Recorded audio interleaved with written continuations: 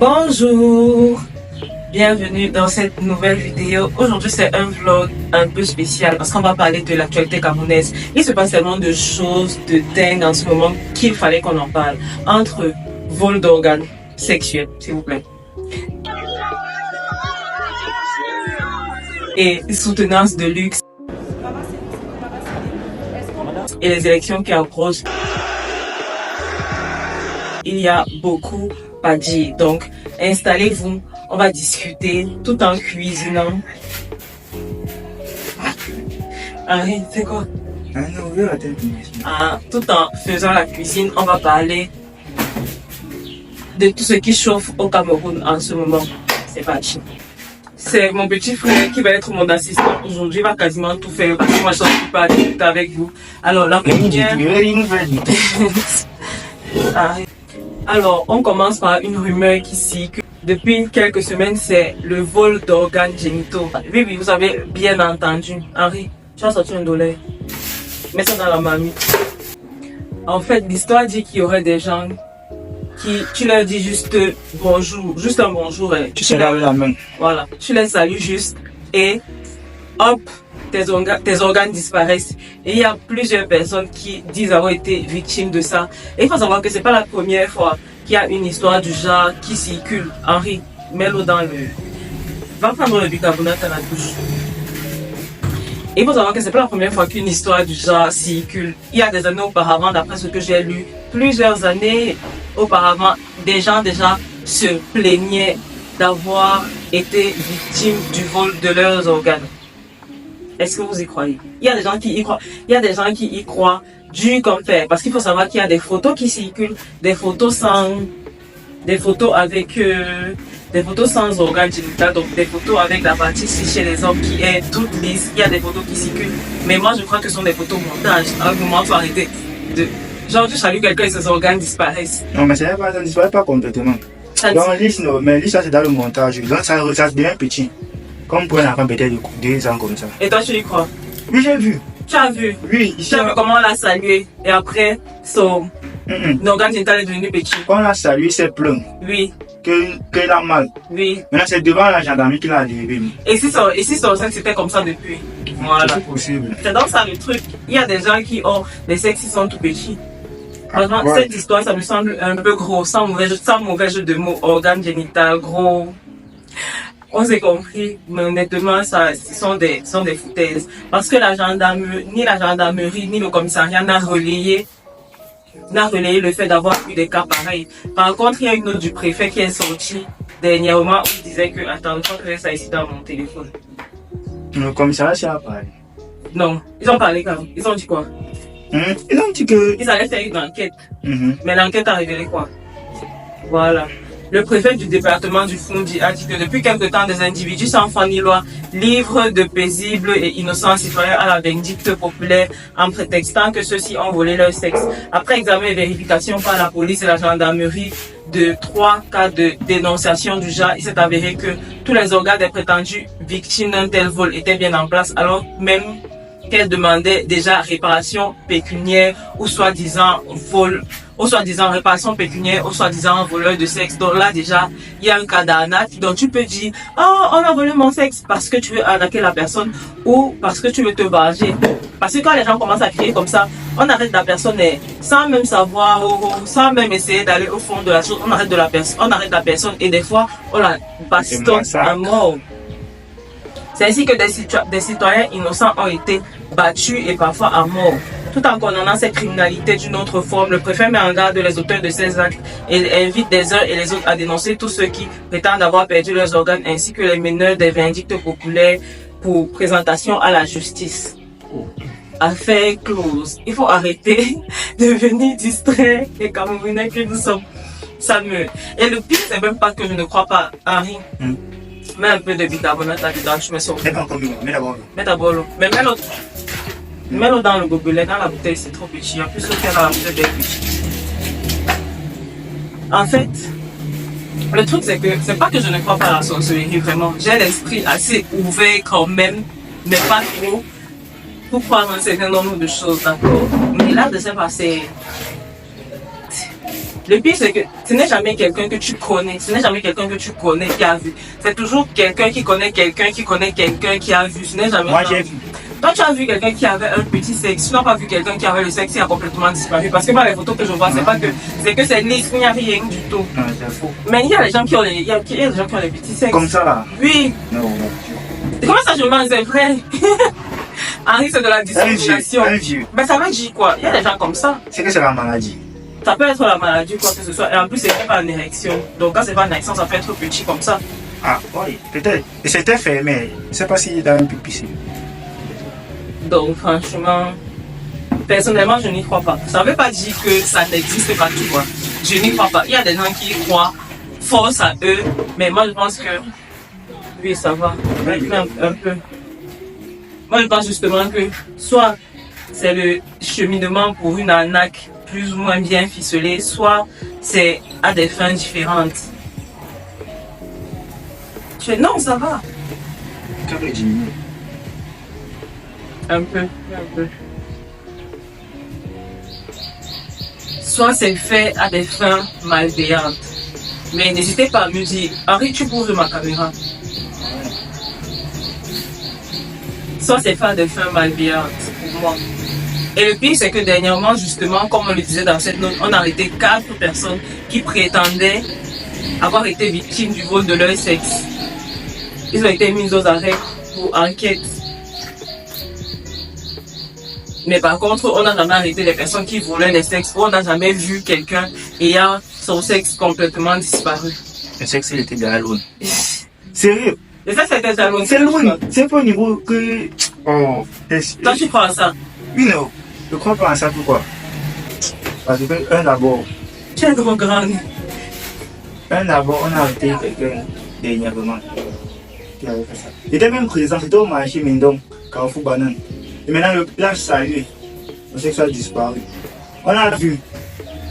Arrête, tu es grave, moi. On a vu son sexe. Il était avec Jimmy, il avait rétréci en taille. On a vu comment son sexe avait rétréci. On a vu comment son sexe était en train de rétrécir. Ou bien on a vu comment c'était petit. Voilà. Il s'est pleuré. Il a filmé son sexe avant et après pour qu'on sache qu'avant c'était comme ça et maintenant c'est comme ça. Il y a les photos, il y a les personnes dans les photos. Mais on a Wanga. Qui ont les photos de son sexe avant qu'on ait fait ça et après. Ça m'a encore dit une des choses que le type, que le père là, non, que dans toute la série là, ils se connaissent. Au cas, c'est leur voisin. Que depuis que tu as deuxième troisième fois qu'il fait ça. Je ne sais pas pourquoi il fait ça. Mais avant ça, je n'étais pas encore à la une comme ça. Non. C'est depuis que ça arrive, moi, ça, quand même. Je n'aime pas pourquoi ça, mais c'est vrai. Comment elle est? Voilà un poursuivi le type là. Je ne suis pas sûre. En tout cas, j'ai dit que ceux qui y croient, tant mieux. Donc si tu y crois, c'est ton point de vue. Mon point de vue, c'est que je n'y crois pas. On attend votre point de vue en commentaire. Maintenant, on va parler de la soutenance VIP qui a fait couler beaucoup d'encre et surtout beaucoup de salive. Et on met le contexte pour ceux qui ne sont pas camerounais et qui ne savent pas de quoi est-ce que je parle. Commençons par le bas. Qu'est-ce que la soutenance? Pas du tout. Dernièrement, on a assisté en live à la soutenance de la fille du directeur adjoint du cabinet civil à la présidence. Et cette soutenance a été diffusée en direct sur Dash TV. Alors Dash TV, c'est un média du groupe Dash Media qui appartient à... Attendez, je cherche le nom. Qui a été fondé par Boni Dachako. Je sais pas si ça lui appartient encore. Bref, ça a été fondé par lui. Par exemple, la viande dans ma marmite. Alors... Personnellement, le fait que ça a été diffusé à la télévision, ça m'a pas dérangé. Absolument pas du tout. Dash TV, c'est un média privé que je sache et ils font juste leur business. Si tu as l'argent pour passer sur leur chaîne de télé, ils vont pas refuser à cause de non, tu es le directeur adjoint du cabinet civil de la présidence, donc je veux pas de problème avec la population. Non, ils font leur argent, tu payes ce que tu as payé, ils diffusent ce qu'ils ont à diffuser, point barre. Que tu sois une personne privée, une personne publique, on s'en fiche. Mais l'une des choses qui a le plus fait parler et qui a vraiment divisé l'opinion publique, c'est le fait qu'il y ait plusieurs ministres à cette soutenance. Il y avait le directeur général des impôts, le ministre des petites et moyennes entreprises, il y avait le directeur général de la CRTV, si je ne me trompe pas, bref, il y avait plusieurs ministres. quand c'est le contexte dans lequel le Cameroun vit, c'est clair que ça va créer des frustrations. Parce que même s'il y a beaucoup de gens qui ont dit, justement, quand je dis que ça a divisé l'opinion, il y a des gens qui disaient, mais non, à une soutenance, généralement, les gens ramènent leurs amis proches et leur famille. Pourquoi est-ce que lui n'aurait pas le droit de ramener ses amis proches pour la soutenance de sa fille? Et il y a d'autres qui disaient, et je fais un peu partie de ces gens qui disaient, c'est difficile de séparer certaines fonctions, de séparer la personne de sa fonction. Il y a certaines fonctions comme ça, c'est difficile de séparer la personne privée de sa fonction, de la personne publique, politique. Parce que quand un ministre va quelque part, tous les ministres là, quand on les a vus, personne n'a dit « Ah, ça c'est monsieur XY ». Non, tout le monde a dit « Ça c'est le ministre de tel, le ministre de tel, le ministre de tel ». Et il faut aussi savoir que les bâtiments où la soutenance a eu lieu, même au-dedans, les bâtiments où la soutenance a eu lieu ont été repeints. Je pense quand même que si c'était des personnes civiles ou privées, je pense pas qu'on allait repeindre toute une salle tout un amphithéâtre juste pour une soutenance. Mais il y avait quand même cette idée, même si elle est, comment dire, il y avait quand même cette idée de se dire, on va accueillir des ministres, il faut quand même que la salle soit présentable, tu vois. C'est difficile de dire aux gens, non, ils sont venus en tant que personnes privées. What are you doing? Fait pour les miens, non. C'est drôle. Mets le sel dedans, tu mets ça au feu. Ah, ils sont venus comme personnes privées, ils sont pas venus dans le cadre de leur fonction et tout. Non. Et en plus, il y a des gens qui disaient que, ça fait longtemps qu'on n'a pas assisté à un conseil des ministres, il fallait une soutenance pour que ça arrive. Tu vois un peu le degré de... Et aussi, il faut se dire que tout est une question de contexte. Tout est une question de contexte. Si on était dans un contexte où la plupart des cas... Hein? Fais-moi le sel. Je vais tuer un peu, non? Ça va? C'est quoi? Mais quoi? Tu le ténias. C'est comme ça que le ténia s'attrape. C'est ça qu'on dit dans beaucoup de SVT. C'est très bien. On n'a pas encore parlé du ténia. Si, comment dire, si la plupart des Camerounais étaient satisfaits du travail de leur ministre ou s'ils vivaient dans des conditions qui, selon eux, sont des conditions acceptables, je ne pense pas que les réactions auraient été pareilles. Il y a une certaine frustration qui naît du fait qu'ils se disent les ministres de gens n'est pas satisfaits de leur travail et un lundi matin, qu'est-ce qu'ils pouvaient faire? Aller à une soutenance de sortie d'école de médecine d'une jeune femme. Where is the point?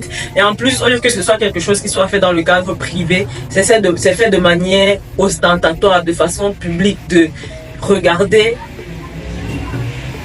toutes les personnes qu'on peut déplacer juste pour une soutenance, tu vois. Et au-delà de ça, comme je disais tout à l'heure, Dash TV, c'est une chaîne privée. Sauf que la personne qui les a sollicités, c'est une personne publique, politique, qui gère la fortune publique, qui est parmi les personnes qui sont censées gérer la fortune publique. Donc il y a des questions au mot de l'argent qui a été utilisé pour ça. C'est un argent privé, c'est un argent public, c'est l'argent de qui? Et on ne va pas vouloir aux gens de se poser cette question, tu vois. C'est vraiment des trucs. Moi, personnellement, j'ai jamais vu ça ailleurs. C'est pas comme si j'étais au fait de tout ce qui se passe dans tous les autres pays, mais j'ai jamais vu pour une soutenance, on déplace des ministres. Ça veut pas dire que les ministres n'ont pas d'amis, ou n'ont pas de famille ou quoi. Mais je pense quand même qu'il y a une certaine décence qu'ils savent un peu la charge qui les incombe en tant que ministres, qui savent à quel point ils ont des comptes à rendre quelque part à la population et ça demande une certaine discrétion. C'est plus ça dont... C'est plus ça que les gens mettaient en avant pour exprimer leur mécontentement face à cette soutenance hyper médiatisée, une soutenance de luxe. Il y a des gens qui disaient que vraiment, les gamelles de la soutenance, ça devait être quelque chose. Et en plus, il y avait des gens comme Eto et compagnie, bref. C'est quand tu vois cette petite chose, comme on dit souvent, le diable se cache dans les détails. C'est quand tu vois ces petites choses, c'est quand tu vois les réactions à des petites choses comme ça que tu comprends qu'il y a un certain ras-le-bol qui anime une grande partie de la population où les gens se disent, allez, vas-y, c'est bon. À un moment, faut arrêter de se foutre des gens, ok. À un moment, c'est bon, quoi. Bref, qu'est-ce que vous en pensez? Est-ce que vous trouvez ça totalement normal que quelqu'un puisse faire venir ses amis, même si ce sont des personnes qui travaillent pour le gouvernement ou ou c'était un peu indélicat de faire ça? Qu'est-ce que vous en pensez honnêtement? Et enfin, parlons des élections présidentielles qui approchent. On sent les premières tensions qui commencent à naître, les premiers, comment dire, les premiers antagonismes, les premières disputes, les premières, tu connais. Mais un des trucs qui m'a frappé, c'est, je me suis rendu compte qu'il y a beaucoup de tribalisme qui surgit quand cette période arrive. Je ne savais pas que les gens, comment dire, tenaient à ce que la personne qui va diriger le Cameroun, ce soit quelqu'un de leur ethnie, de leur tribu. C'est vraiment un argument qui est beaucoup revenu à mode. Tel Bamileke ne peut pas, il peut pas diriger le Cameroun ou supporter tel parce qu'il est Bassa. Franchement, j'étais choquée. Moi, je voyais que nous tous, on avait un but commun qui était que le plein potentiel du Cameroun puisse émerger, puisse s'exprimer, qu'il y ait quelqu'un qui puisse faire ça, quelqu'un de compétent qui puisse nous amener vers là. Mais je ne savais pas que le tribalisme et cette espèce d'appartenance ethnique-là pouvaient supplanter tout ça et être au-dessus du fait qu'on veut tous quelqu'un qui va faire en sorte que le Cameroun puisse émerger le plus rapidement et le plus facilement possible. Bref, au-delà de ça, il y a un candidat quand même qui fait plus parler de lui que les autres, c'est le professeur Maurice Kamto. Il suffit de voir comment quand il est rentré de doigt là dernièrement, c'était quelque chose, c'était vraiment quelque chose que moi personnellement n'avais pas vu depuis très longtemps, de voir à quel point les personnes qui le soutiennent, les personnes qui sont derrière lui, savent faire entendre leur voix et savent dire en fait que voici le candidat que nous on soutient. En vrai, je n'attendais pas à voir autant de personnes qui allaient l'accueillir quand il est rentré dernièrement de France et qu'il arrive à Douala. Franchement, c'était quelque chose, c'était intéressant à voir. Tu comprends que les gens commencent à comprendre que leur voix porte, que leur voix pèse et qu'ils ont intérêt à faire entendre leur voix, quoi. Par contre, une autre chose qui m'a frappé, c'est de constater qu'il y a plusieurs personnes qui ne vont pas exprimer leur amour et leur soutien pour un candidat, mais vont plutôt exprimer leur haine pour un candidat en particulier. Tu vois ce que je veux dire? C'est ce qui est arrivé à l'époque, pendant les premières élections où il y avait Trump contre Hillary Clinton. Les gens n'étaient pas en mode, on soutient Hillary Clinton parce que voilà, il a des idées, blablabla. Les gens étaient en mode, non mais Trump, il est beaucoup trop clivant, il est un peu zinzin, nanana. Mais c'était Trump qui était en tête d'affiche et c'est ce qui est en train de se passer. Beaucoup de personnes, au lieu d'exprimer leur soutien pour un candidat, ils disent non, je n'aime pas le candidat, c'est parce que, non, je n'aime pas le candidat, c'est parce que. Sauf que ça fait toujours de la publicité à cette personne. Autant si tu n'as personne que tu soutiens, tu fermes ta gueule en fait, parce que le fait de dire que je n'aime pas cette personne parce que ça fait de la publicité à cette personne, je ne sais pas si vous voyez ce que je dis. Et ça arrive très très très souvent. J'ai été quand même assez surprise de voir que beaucoup de personnes font ça. Mais les gars, vous faites de la publicité à la personne que vous n'aimez pas en fait, parce que mauvaise publicité ou bonne, l'essentiel c'est que ça parle de la personne en fait. Mais écoutez, en tout cas, je suis impatiente de voir comment tout ça va se dérouler. On va encore en parler en octobre. On va tous en parler en octobre parce que là, nous sommes en juin. Et ce sont les prémices des campagnes présidentielles, tu vois. On est encore au tout début de tout ça. J'ai hâte de voir ce que ça va donner quand la campagne va vraiment battre son plein en octobre et tout. Et sinon, est-ce que vous avez déjà une idée pour qui vous allez voter? N'hésitez pas à me dire ça en commentaire. C'est que ce sont des sujets un peu compliqués et que d'habitude on n'aime pas dire ce genre de choses, mais c'est entre nous. C'est entre quatre murs de confiance. Voilà un peu. Ma nourriture se brûle. Bref, voilà l'actualité camerounaise qui m'a interpellée cette semaine. Si vous aimez ce genre de format, n'hésitez pas à liker, à vous abonner et à me dire si vous voulez d'autres vidéos dans le genre. Et on en fera d'autres. Et si vous avez d'autres sujets dont vous aimeriez qu'on débatte entre nous, n'hésitez pas à me dire aussi. Merci d'avoir regardé jusqu'au bout et on se dit à la prochaine vidéo. Bye!